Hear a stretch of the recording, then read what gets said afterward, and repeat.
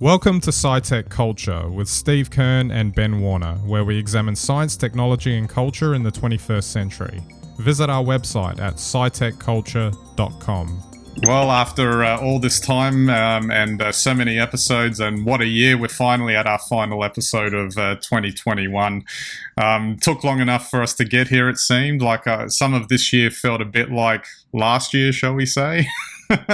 And on top of that, we're not entirely certain what 2022 is going to bring to us as well in terms of that. But I just wanted to start off. It is our final episode for the year. And Steve, unfortunately, we're breaking with tradition this year. It's an outlier. We normally do this in person over in Adelaide, and unfortunately, circumstances aren't allowing us to do it this year. Who would have thought it'd be more complicated this year than a previous year? And then we're going to talk about next year anyway. Oh, goodness. Yeah, absolutely. So it's been quite a year, and so we did including this episode, we would have done 42 episodes, which I think is on the higher end of what we tend to punch out in a year. Obviously, all the time now, Ben. Exactly. We haven't had anywhere to go, so there you go. There you go. Obviously, a big focus of the year was the pandemic. There were about 12 episodes directly covering it, and obviously it's sort of popped up in quite a number of the other episodes. It was just a topic that just permeates just about everything that you can think of, really, and it's still not and it's still not finished. Yeah, well, that's right. Maybe get 4 years of COVID too. Indeed, but did we vote for it? That's the thing. It's interesting that if you look at through the course of the year, actually a lot actually happened because I don't know if COVID years are like dog years or something. It feels like so much ends up happening, and perhaps we're all aging at the same time.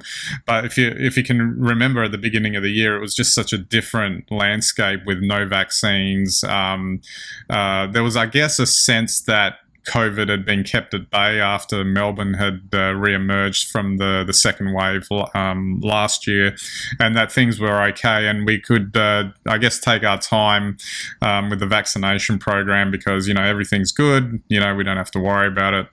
And then, effectively starting in the middle of the year with the Delta wave, and things started changing very quickly, and there was all of a sudden a rush on to get everyone vaccinated, which the standout thing for me, and I'm personally happy with Australia for this, is the fact that I never actually saw coming. I know you were probably a bit more optimistic on this, but I actually never saw coming that we would get to like 90% vax rates in Australia. To put that in perspective, that's got to be one of the highest, vaccination rates in the world, and it'll obviously help in the coming year, I would think, as we go forward. Yeah, well, look, it's an incredible effort. We probably should have expected that we would get to 90% reasonably easily, considering we already have very high vaccination rates in Australia generally. But we did it. It just makes you wonder how much time was wasted on people talking about getting vaccinated rather than just letting it happen. So great effort in Australia. I think it puts us in a good position, or as good a position as any country can be in the current situation. So that's probably the positive, although it doesn't feel very positive at the moment. Absolutely. We'll talk about Omicron in the back half of the episode, but I think the other thing to point out is that I think, society in general was kind of reaching its breaking point with lockdowns by the end of, towards the end of this year. And that manifested, I guess, most acutely in Melbourne with a lot of the protests that were going on. But there were protests in other cities as well, going around, people venting their frustrations around all manner of things. And I think it just highlighted perhaps, the I don't know if you call it an underappreciation of the fact that a pandemic just isn't, the nature of a pandemic just isn't over, in a couple of months. I think people were maybe able to do it if it was a couple of months long, but this is proving to be, this is a years long effort. And we saw some ugly scenes earlier, a couple of months ago, but in reading about things like the Spanish flu and that sort of thing, you saw that type of thing before as well. So it's not exactly unheard of. I guess what supercharged a lot of it, and will lead into our second batch of topics that we covered this year, is things like social media, etc., just gave rise to a platform of connecting everyone together to either positive or negative on any of these fronts to communicate and share information and share thoughts about all this sort of stuff. Or just echo and re-echo and target the same groups with the same messages. So if you want to have a negative COVID experience, you really get that reinforced through social media if you're one of those people. And to be honest, I really don't think any of the social media campaigns really made that much difference to the vaccination rate in Australia, which is interesting. Well, I think there was a definite correlation between case increases and vaccination increases in terms of the numbers. As much as harsh as it is to say, people were afraid, I guess, when numbers started ticking up, and that's what drove the vaccination numbers up. Well, that's right. Certainly, probably the timing was pretty good, actually. I think it definitely boosted that final above 80% level. I think, when it becomes real and it's in your state, in Australia, largely shut it out, then it's that final I guess G up to finish off. So it's good. We'll comfortably be above 90%. Absolutely. I guess also I wanted to touch on, speaking of social media and also tech topics related in general, we seem to have a bit of a focus on a lot on social media, Microsoft, Apple and the tech giants and what they're doing. We actually had about 13, 14 episodes sort of devoted to all of that. So between the pandemic and those topics, that pretty much covered our, sort of topic coverage this year. But I think that's actually a pretty good reflection of the fact that, that was kind of the world that we were living in, pandemic, and also living in front of a screen for a long time, working, etc. And it was just interesting that, things like, social media censorship, that topic came up on the government end. Then there's that topic around Wall Street bets and GameStop, VR and AR talk, the Facebook ban on Australian news media. I felt like that was last year for some reason, but that actually happened this year.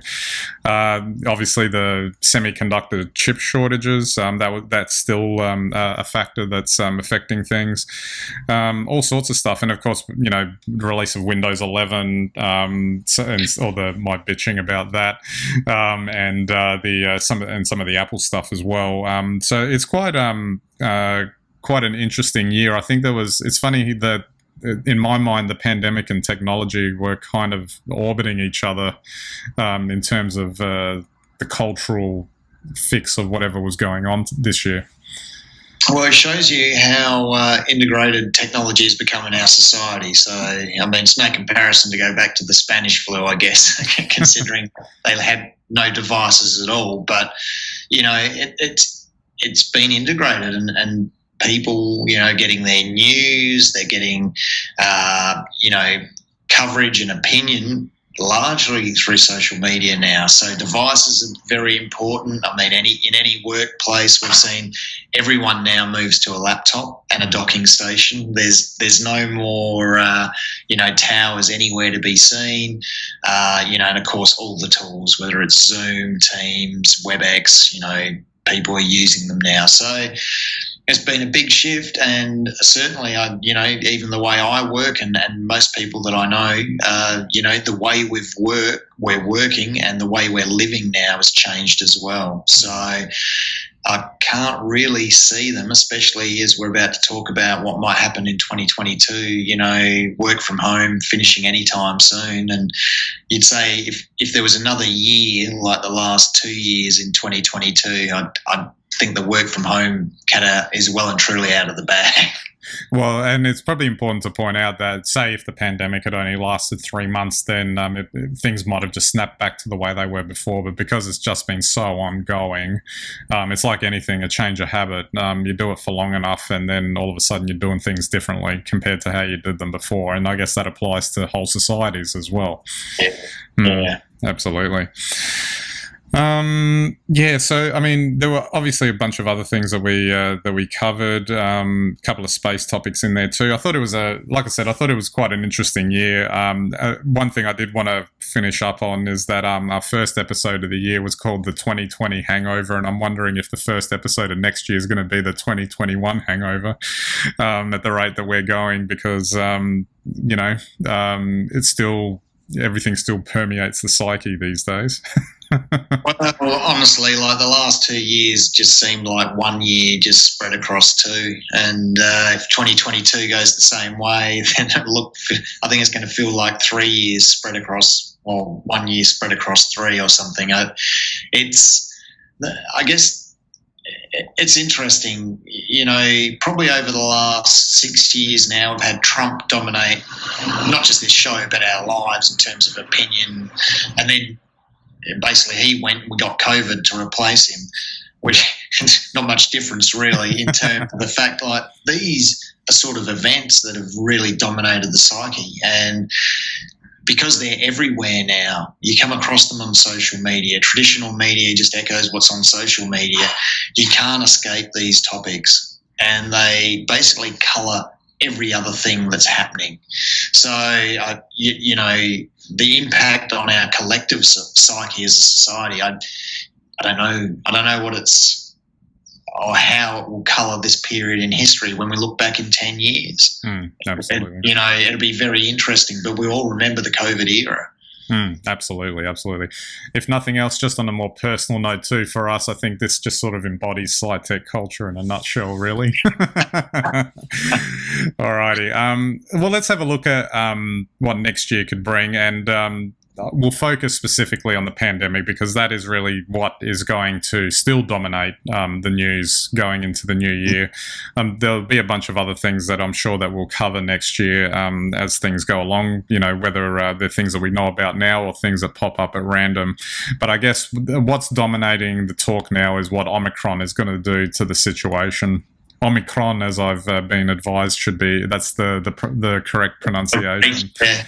And there's the talk, I guess, more if you look at the big picture, that it's potentially going to rewrite the pandemic, because we were I guess maybe if Delta did it a bit, we thought we got on top of that, and now it's we got this new variant that, for all intents and purposes, is probably going to replace the Delta variant very quickly, and is probably going to infect a lot more people. What the impacts of that are still being studied and all that sort of thing. There's early indications that perhaps it's more mild, but I guess mild is a subjective term. Just because you don't end up in hospital doesn't mean it's not. It's a fun thing to get, and it'll be interesting to see how this kind of progresses going forward. And for me, I think the fact that Omicron emerged suggests that the world probably, and rich countries in particular, really need to get on their bandwagon and get vaccines to countries that don't have access to them, to prevent further virus circulation and the emergence of variants. Yeah, well, there's a bit of a wedge now, because having to bring forward the boosters for the developed nations is a really tricky position. Do you send that booster to a developing nation to try and shore them up and stop the next variant, and then put your health system under pressure back at home and run the risk of more hospital admissions, etc., or do you just push it back the other way. So it's really a really difficult situation.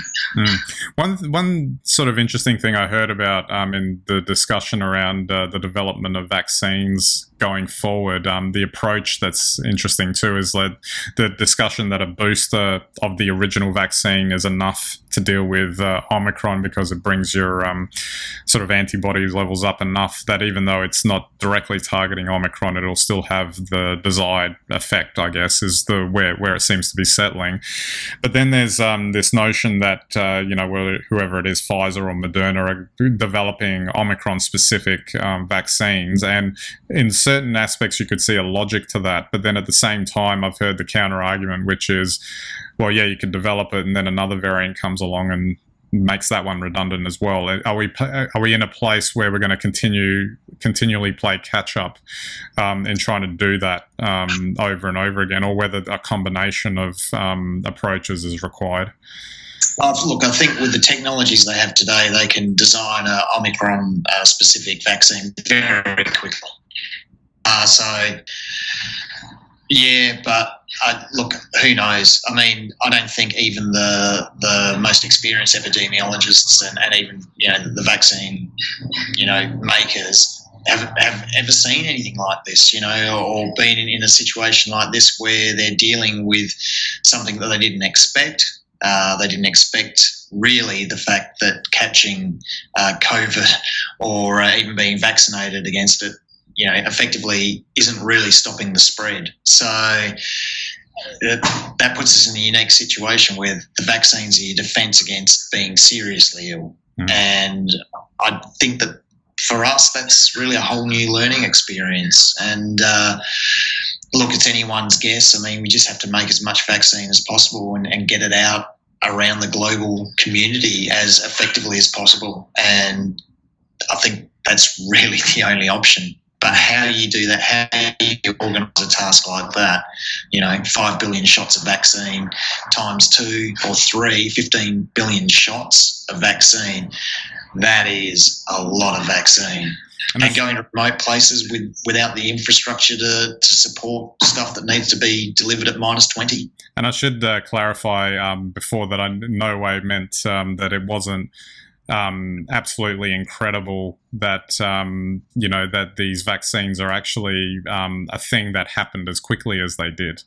That's kind of you'd call that almost a miraculous response to a global pandemic. The fact that we got them at all, you can imagine that if it took them 5 years to come up with one, and we would have this for 5 years, like this, the 2020 lifestyle for 5 years.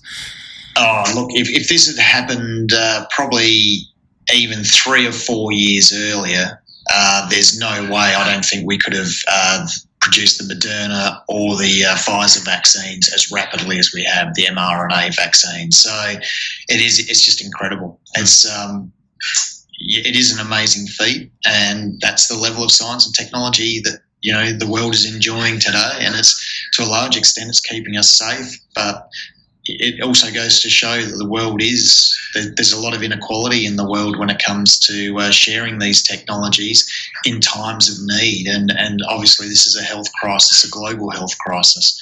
And we're very lucky in the nations where we can enjoy a 90% vaccination rate because the vaccines are available, they can get them to us. But not everyone in the world is that lucky. Yeah, absolutely. And I hope that becomes a focus for next year, because that'll probably be the true turning point in the pandemic as it is. Well, we could keep going on this. Unfortunately, we've got we're coming up to the end of this, and slowly wrapping up this episode, and I guess the entire year. I think it's been an interesting 12 months, an interesting set of discussions that we've had during the year.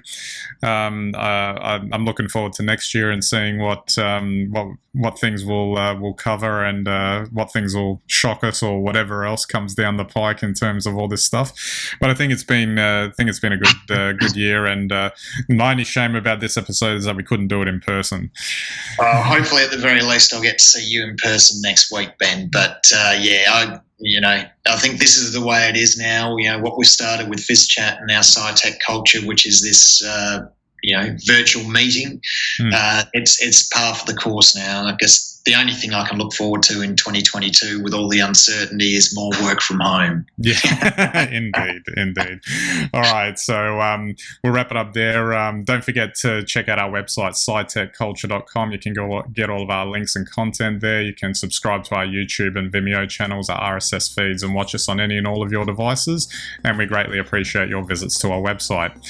So from both of us, hope you have a nice, safe ending to 2021 and, a nice, happy start to 2022. And we'll catch you in the new year.